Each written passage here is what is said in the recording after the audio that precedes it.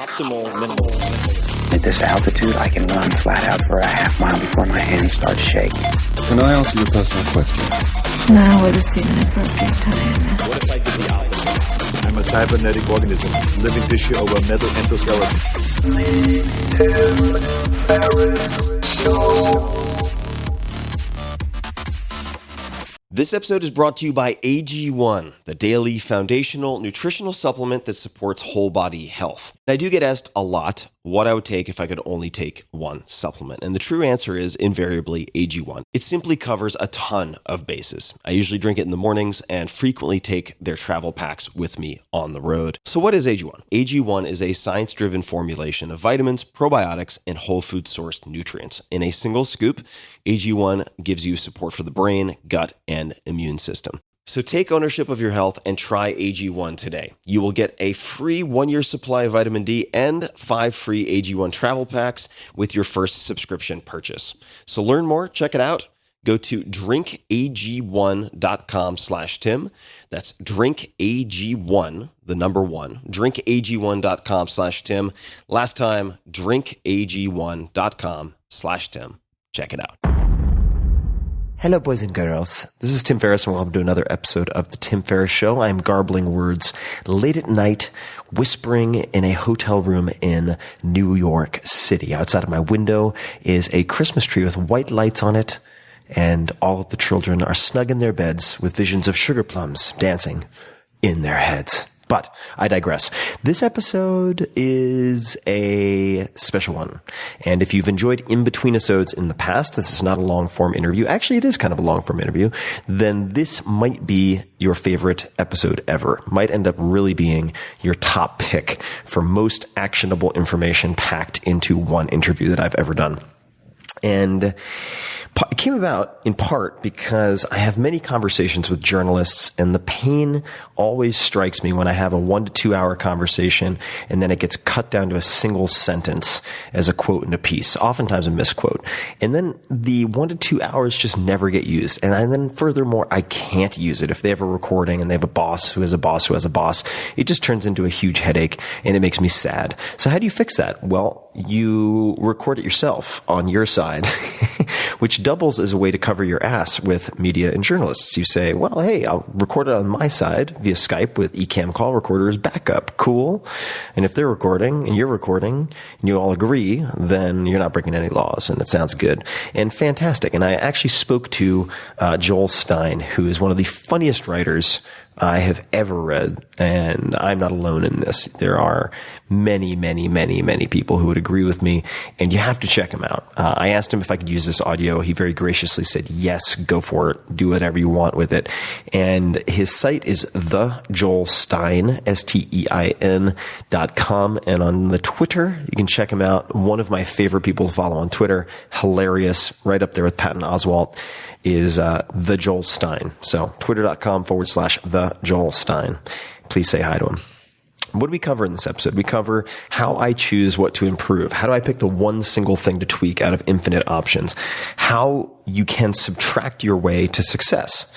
The genius of Ben Franklin, why self-improvement doesn't have to mean self-centered, and tactical tips for fulfilling that.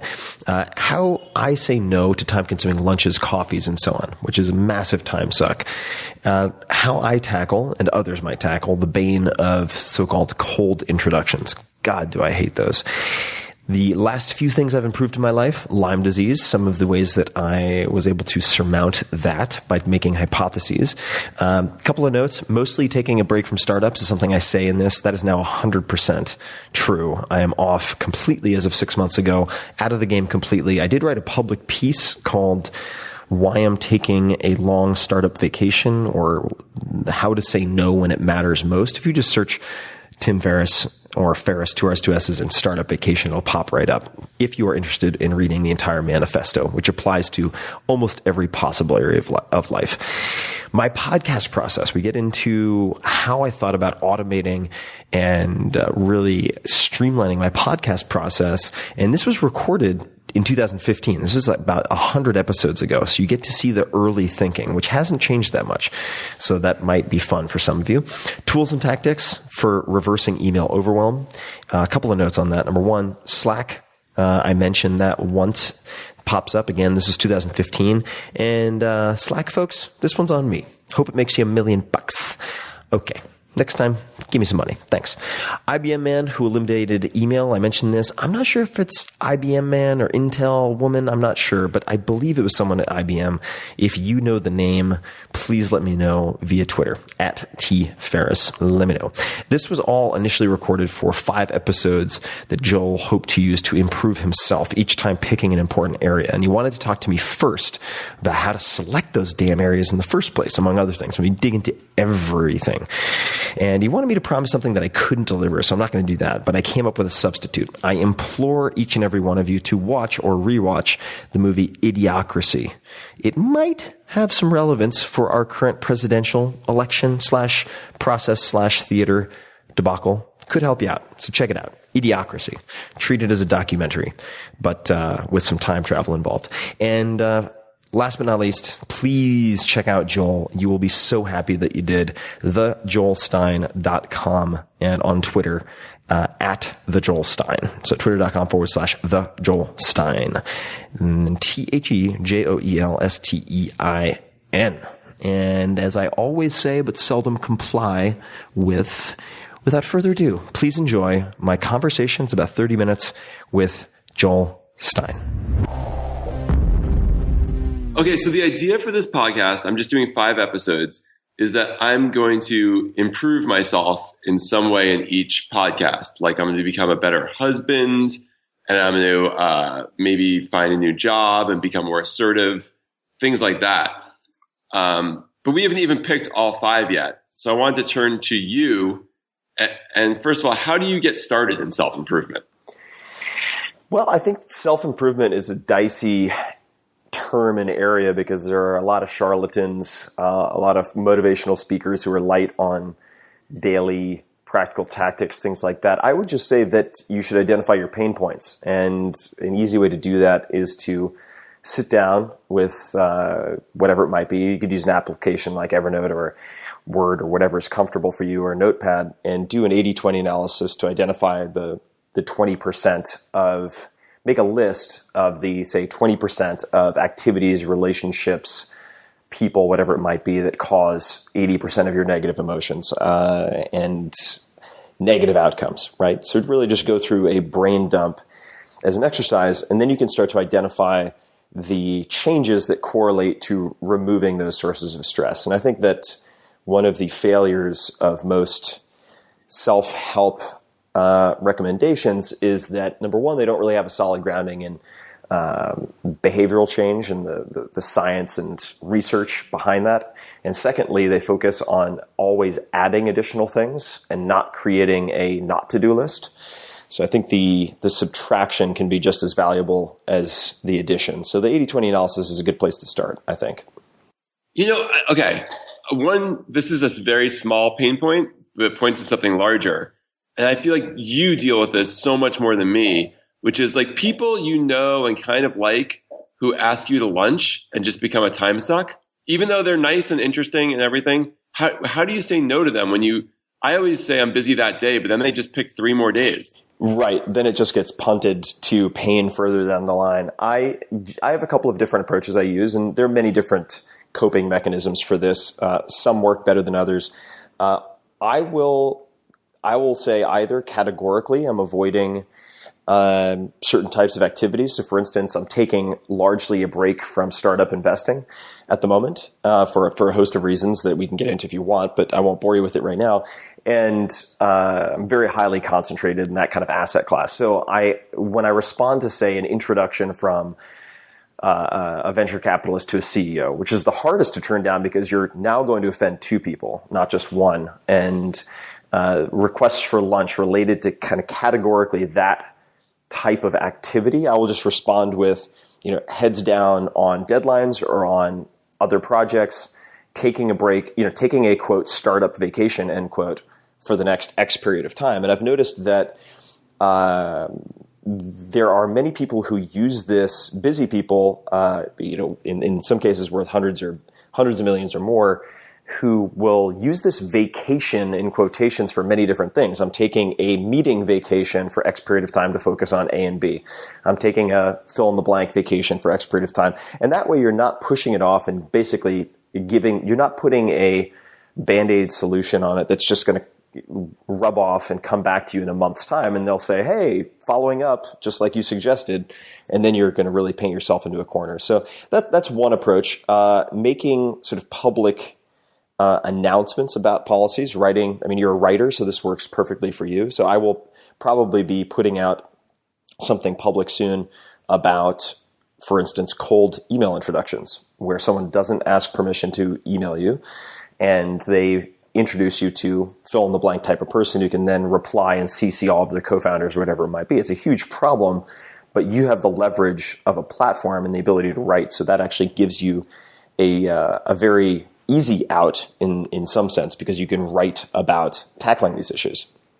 Yeah, I thought that's a general rule. You have to ask someone's permission before you introduce them. That's like an Adam Grant rule. Yeah, it's a very good rule, but it's violated all the time, and I think it's particularly rampant in the early stage startup investing world, but it's true in many other places as well. But the crux of self-improvement, I think, and there are differing opinions on this, could be echoed by, say, Peter Drucker, the management theorist. So what gets measured gets managed. I think that nebulous goals produce very, at best, mediocre returns. So you have to, for instance, like learning Spanish is not a great goal because it's not measurable. Becoming a better husband, in the abstract, a great goal, but in the implementation, a terrible objective, because you don't really have, it's not granular enough and you don't have metrics, right? So you'd have to decide how you're going to measure your before, your baseline, and how you're going to assess your progress or your after. And that's something I feel very strongly about, and I'm kind of militant about that aspect when I try to tweak variables in my own life, which are either, oftentimes associated with some type of performance goal, but not always. So what are the last few things you improved in your life, so I can get an idea of what's measurable? Sure. I had about 9 months of my life removed by Lyme disease. I had a very severe, it's very severe symptoms of Lyme disease, and it was confirmed. I contracted it on Long Island, which has one of the highest. So did my dad got Lyme disease twice. He lives he lives right near you, actually. He lives in Quogue. Yeah, it can be a very debilitating disease with a lot of sort of neurological symptoms and joint pain and so on. So I started experimenting with various diets based on hypotheses that I had, right? So you have to start with any scientific experiment, which is what I would view what you're doing as. You have a hypothesis. So, doing X will make me a better husband. Or in my case, I thought potentially Lyme is similar to, say, like herpes simplex, that it can lay dormant, and then neurotoxins. I don't know anything about herpes whatsoever. Yeah, well, first of all, make that really clear. Yeah, no. All you need to know is that people talk about chronic Lyme as a recurring condition, right? So there are a couple of hypotheses. One is that there could be common triggers like certain artificial sweeteners that I should remove, and then I could assess sort of the severity of symptoms as they correlate or don't correlate to that. The other thing is, and I won't go too deep here, but I have a theory, right, hypothesis, that Lyme may interfere with carbohydrate metabolism in some way. So I tested the ketogenic diet, which is like the Atkins diet, and had a device called the Precision Extra, which is intended for diabetics, but it allows me to measure my ketone levels in a millimolar concentration. And lo and behold, my cognitive symptoms and everything else effectively vanished when I got to a certain ketone level. Now, is that causal? Is it just correlative? Are there other variables? Sure, but it's a very promising start. So that would be one way that I might measure it. You could do this in a less technical way, where you either assess or someone else assesses you on a 0 to 10 point scale. So, for instance, I have a friend. He's an older gent. He's in his 60s. He has a very good marriage, has a very good relationship with his wife, very good relationship with his kids. Every quarter, his wife grades him on a 10-point scale in 4 categories: father, husband, provider, and lover. And what was so fascinating, and I thought smart about how they did this, is that he doesn't have to maintain a certain ranking in each category. He has to maintain a certain total. So let's just say, for the sake of argument, that it's a 30-point scale. Well, he might be traveling a lot for business and not spending a lot of time on the phone or otherwise communicating with his wife for a given quarter. So he might have a very high provider score, say 8, 9, 10, a very low husband score, and probably a low lover score, but he could make up for that by being a good father, right? Really focusing on the father category. And that would ultimately give him the total number of points necessary to check the I am being sort of a good version of myself for my wife and my family. So that's a simple, non-technical way to approach something like that, for instance. Yeah, that sounds like a good way to have an excuse to buy your wife's love. Well, it's also, I think, underscores something else, which is you shouldn't take advice from anyone who has not been able to implement the same advice successfully for themselves. And in this case, I was not talking to someone who had been married for a year. I was talking to someone who had been married for 20 plus years. Right. And it works. Yeah. At least, and again, that isn't necessarily the only contributing factor, but he felt very strongly that it was. And all that means is you have a hypothesis worth disproving, right? It gives you something to test. That's it. So one thing I've thought about because I've done things like I'm in really good shape now because I did a story for GQ where they had me get in really good shape. And I've done things where I've kind of changed myself. And I always wonder with self-improvement, as I improve myself and really focus on myself, am I actually just doing more damage by making me a bad person because I'm not focusing on other people, my family? I think it depends exactly, or entirely, I should say, on what you're focusing on. And I don't think improving oneself and improving either or both your interactions with other people or the world at large are mutually exclusive, right? So I think it might be a false dichotomy in so much as if you look at, say, Ben Franklin and his 13 virtues, you had humility, sincerity. These are things that affect other people and ostensibly would improve his ability to interact with the world around him. And I think that it depends entirely on the objectives that you choose. Whether you're focusing on self-improvement or not, I think that your focus determines how selfish, self-interested, or otherwise you are. So I think that it can cut both ways, and it depends a lot on what targets you choose. But have you found that people who follow your advice sometimes become self-oriented in a bad way?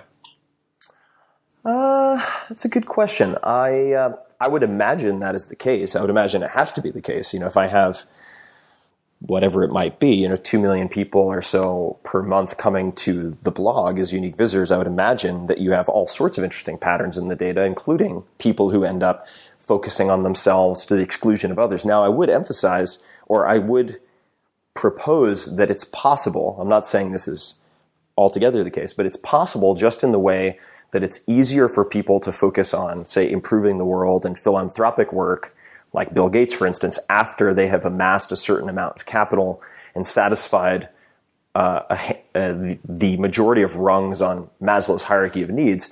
I think it's possible that to be as selfless as possible, to be as selfless as you are capable of, you might focus very selfishly on yourself for a period of time, coming back to what you asked earlier about saying no to people, right? So saying no to 1,000 things so that you can focus on the one most important, highly leveraged project in your life may, in the long term, allow you to do the greatest good. So I think it's a calculus you have to run.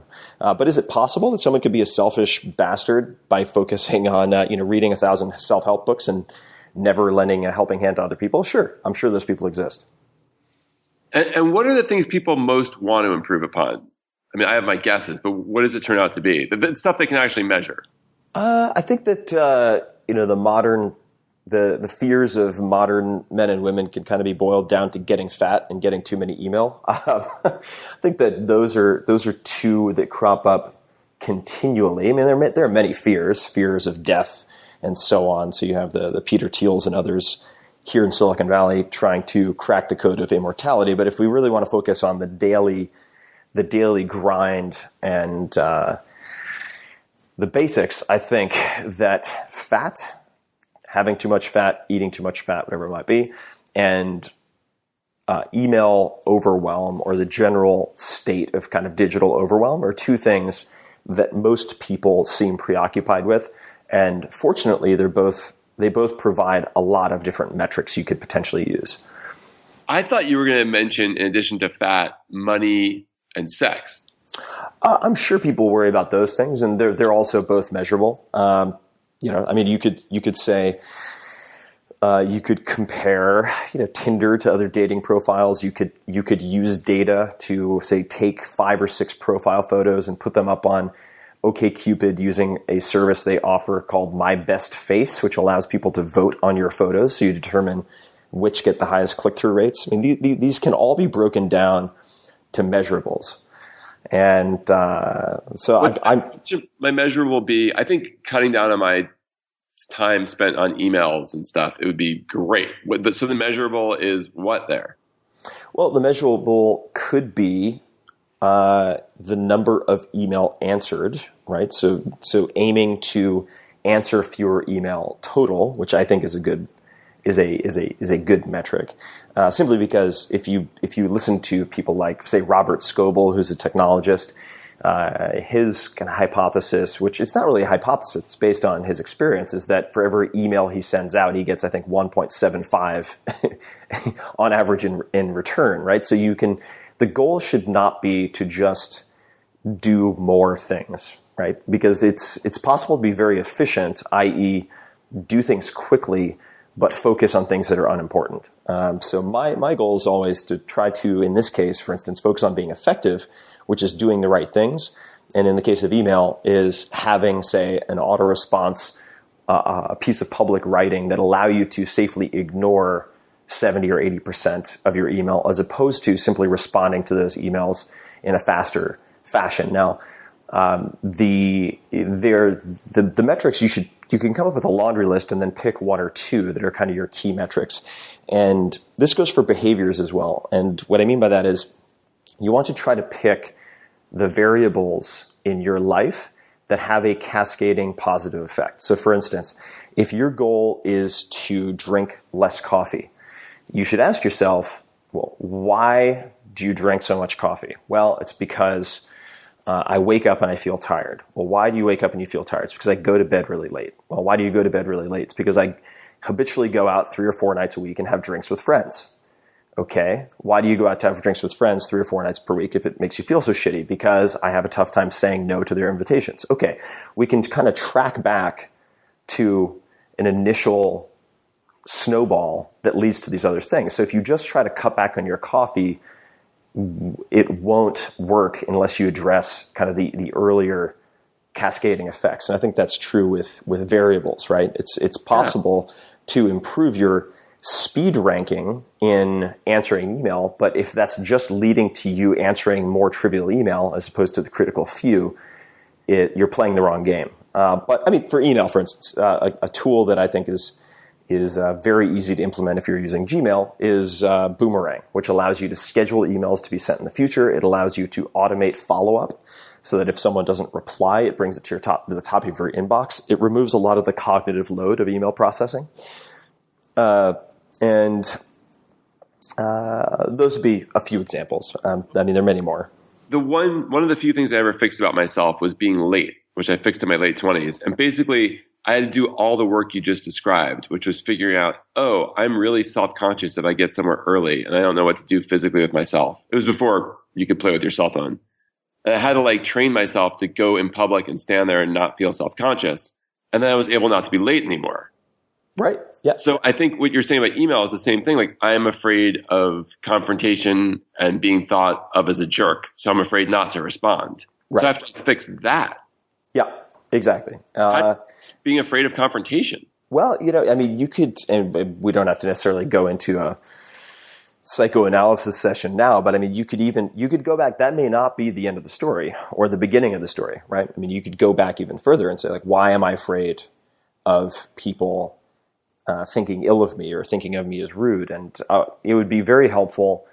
I know I'm digressing very briefly here. I will sit down in the morning after I meditate for 20 minutes, which I think is a huge kind of force multiplier for a lot of these behaviors, and sit down and journal for 5 minutes and basically try to take all of my anxieties, whatever those might be, and put them on paper. And that will oftentimes sort of empower you to make decisions when you see how groundless most of them are.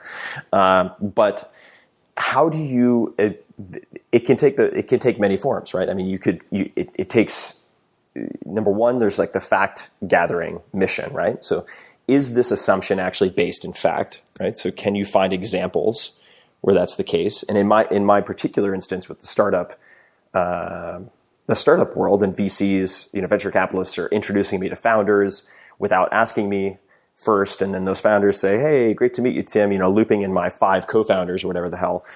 It would turn into a mess. And then I looked at my most successful deals, and you could look at the most important pivotal projects in your life, just say pieces of writing, whatever it might be that led to positive inflection points in your life. Were any of those the direct response to saying yes to invitations you otherwise wanted to turn down, right? And in my case, I realized none of my best startups, if I look at, again, 80-20 analysis, what are the 20% of the deals I've invested in that have produced 80% or more of my returns? None of those deals came from cold email introductions from VCs, not a single one. So I think that decreasing anxiety and tackling some of these thorny or psychological issues starts with testing assumptions and fact finding. Wow. Okay, this is all incredibly helpful. I'm going to ask my producer, Shara. Hi, Shara. Hi. Anything else we should ask him? Yeah, well, this is a very specific question, but I know that there was a BuzzFeed writer who recently got rid of his email altogether. Yep. And I mean, like, what do you think of that? Because we have so many different forms of communication now. Why just, maybe we should just be eliminating some of them, and that could reduce some of Joel's potential anxiety, and the true people who want to get in touch with him get in touch with him. I agree with that. I agree that email is a tool that has been sort of misappropriated for a lot of tasks for which it was not initially designed. And there are many people who have gone off, I shouldn't say many, but more than a handful of people. There's another gent from IBM who has banished email from his toolkit and has done so for several years. There are many different tools in the toolkit, right? So I think that some of the options worth examining could be, number one, some type of project management software, whether that's Asana, Basecamp, Trello, for instance, for assigning tasks with deadlines so that email does not become a follow-up system is very helpful. Identifying, and not to sound like I'm beating a dead horse, but doing an 80-20 analysis of your inbox, right? So who are, say, the top 5, who are the 5 to 10 people who communicate with you most via email? And trying to identify, asking yourself what other tools could do this job better than email. And I think you'd find that project management software very helpful. But on top of that, you could look at, say, within any given organization, using a tool like Slack. Slack has become extremely popular in fast-growing startups who might be hiring, 10, 50, 100 people over the course of several months. It becomes more and more important as you scale. And I think that if, for instance, you're trying to, I'm just using a hypothetical, but in my case, rather than, say, training multiple people to help me moderate comments on the blog, I could use a tool like ScreenFlow, which allows you to record your screen and your voice while you're moderating comments. I take that video, I put it into Dropbox, and I never have to teach that skill again. Now I have a link that I can send to anyone I need to train to do that. I never have to explain it again. So for any repetitive task, if you're thinking about this like an engineer, engineers abhor repetitive tasks. That's why they write scripts and get good at programming and so on. If you start thinking about your life in that way, and sort of for a repetitive task, if you only could do this once and never again, what system would you have to put in place? You can cultivate this kind of tool agnostic problem solving mindset. And wait, just because I'm going to go do this as soon as we hang up. The 80-20 analysis is I figure out what the things are that 20% of my things that are using up 80% of my time are causing me 80% of my pain. That would be one implementation, and it doesn't have to be, the 80-20 is a guideline, right? So it could be that 1% of the people who email you produce 99 or more, or 100% of your email. But in general, using it to find my pain points. Yeah, using it to find both the good and the bad. So for instance, if you're running a company, or let's just say from an income standpoint, because you mentioned money. So it's like, what are the 20% of the projects that you work on that produce 80% or more of your income? This will allow you to separate the trivial many from the critical few. If you're trying to kind of replicate your successes while avoiding the noise as much as possible. I find it helpful for people because people seek out self-help typically not because everything is working great and they just want to make it perfect. It's because they have pain points or sources of stress that are causing them some type of overwhelm or self-doubt. In that case, I find it helpful to start with, what are the 20% of activities in my life that are causing 80% of the stress or negative emotions, insomnia, etc. Who are the 20% of the people I spend time with who are producing 80% of the headache, the anxiety, the anger, the insomnia, etc. And that gives you a not to-do list around which you can build routines and habits that you can test to assess how those feelings go up or down, for instance. And besides the ketones, what are you working on right now on yourself? Let's see. Besides my ketones, I'm working on podcast process, so production process, post-production process. And the first thing that I'll do is I put together a Google Doc, and we have maybe, 10 to 12 steps, discrete steps that I'm currently using to take a podcast from kind of planning stage to booking a guest to recording to post-production. First thing I'll do is try to eliminate as many steps as possible. So rather than just asking how do I do all these things faster, like which of these steps are redundant, unnecessary, or just unimportant? I think they're really important, but they're not actually that important.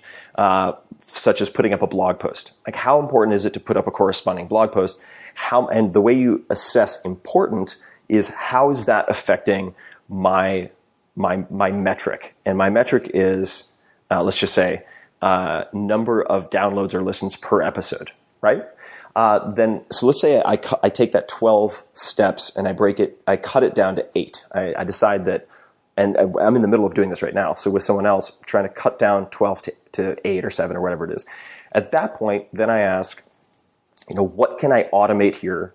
So I'm kind of defining things. Then I'm asking automating, what can I use technology to automate here? So for instance, like as soon as I put up a blog post, if I decide to do that, I could use a program like If This Then That, which I think is just IFTTT or IFTT, to automatically put promotion up on Twitter and Facebook. So I don't have to think about it. I don't have to delegate it. Okay, so it's kind of definition, elimination, removing as many steps as possible, automation, choosing tech to automate things so that people aren't involved, and then last is the sort of delegation piece.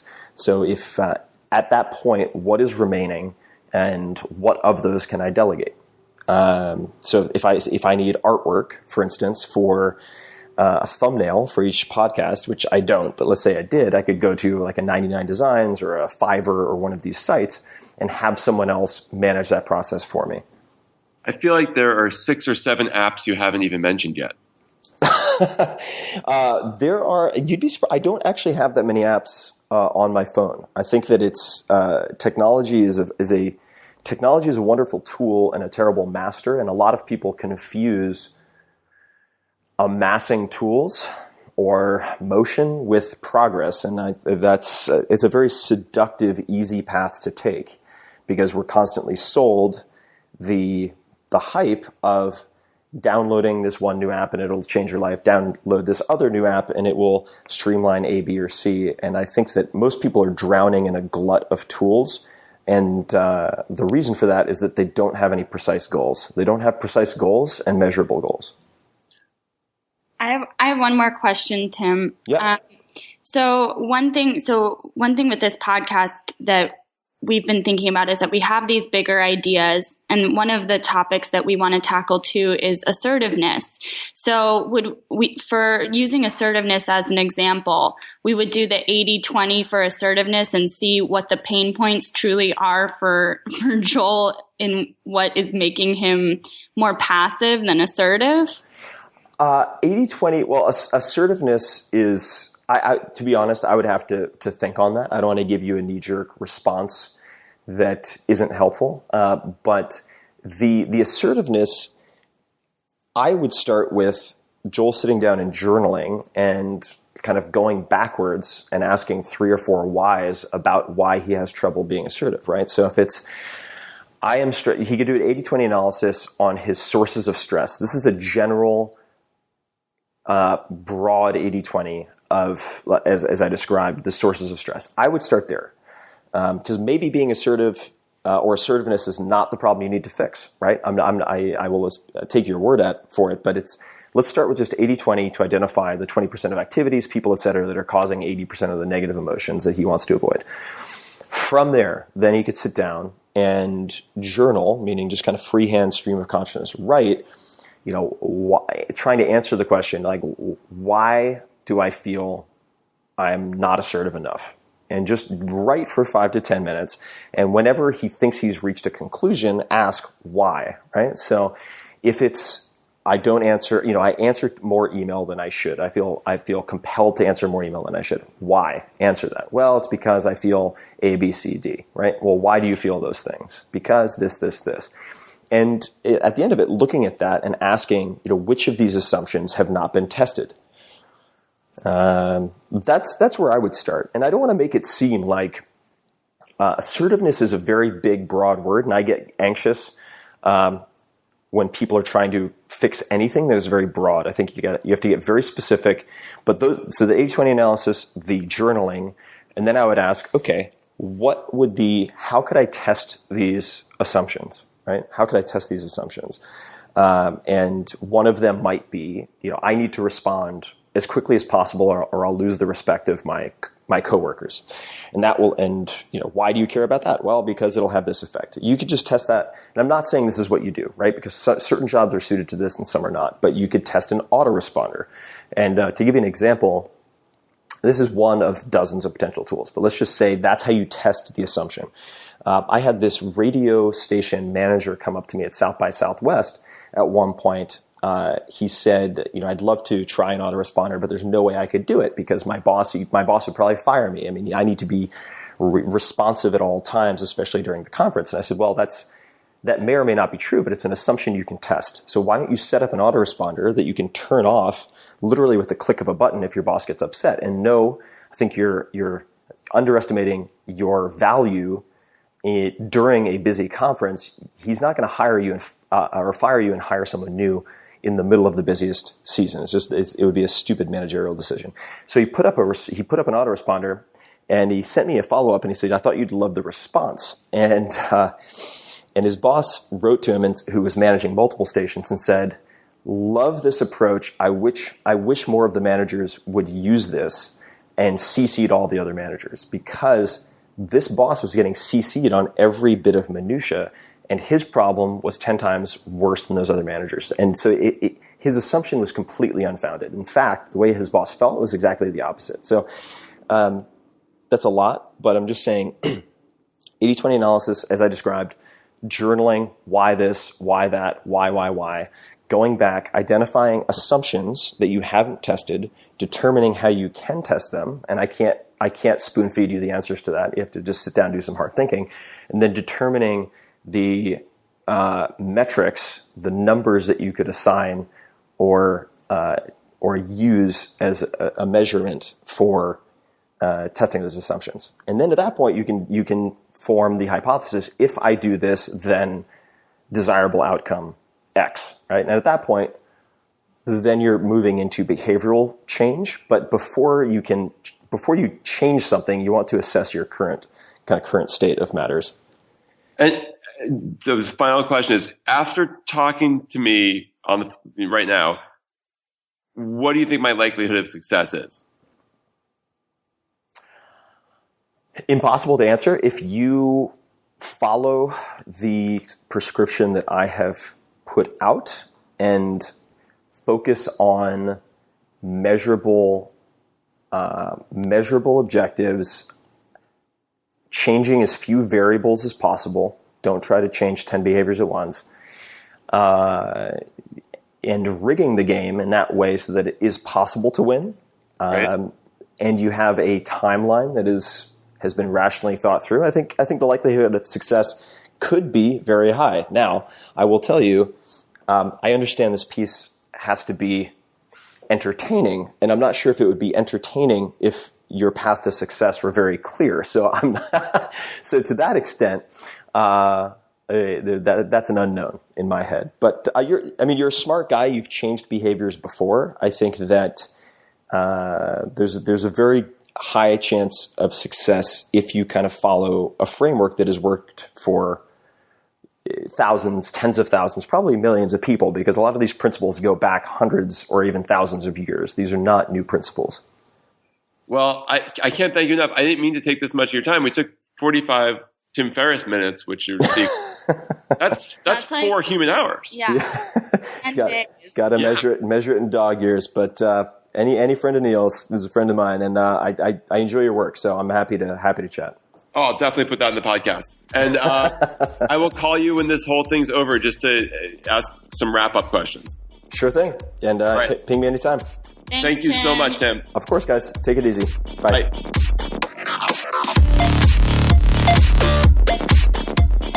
Hey guys, this is Tim again. Just a few more things before you take off. Number 1, this is 5 Bullet Friday. Do you want to get a short email from me? Would you enjoy getting a short email from me every Friday that provides a little morsel of fun before the weekend? And 5 Bullet Friday is a very short email where I share the coolest things I've found or that I've been pondering over the week. That could include favorite new albums that I've discovered. It could include gizmos and gadgets and all sorts of weird shit that I've somehow dug up in the world of the esoteric as I do. It could include favorite articles that I've read and that I've shared with my close friends, for instance. And it's very short. It's just a little tiny bite of goodness before you head off for the weekend. So if you want to receive that, check it out. Just go to 4hourworkweek.com. That's 4hourworkweek.com, all spelled out, and just drop in your email, and you will get the very next one. And if you sign up, I hope you enjoy it.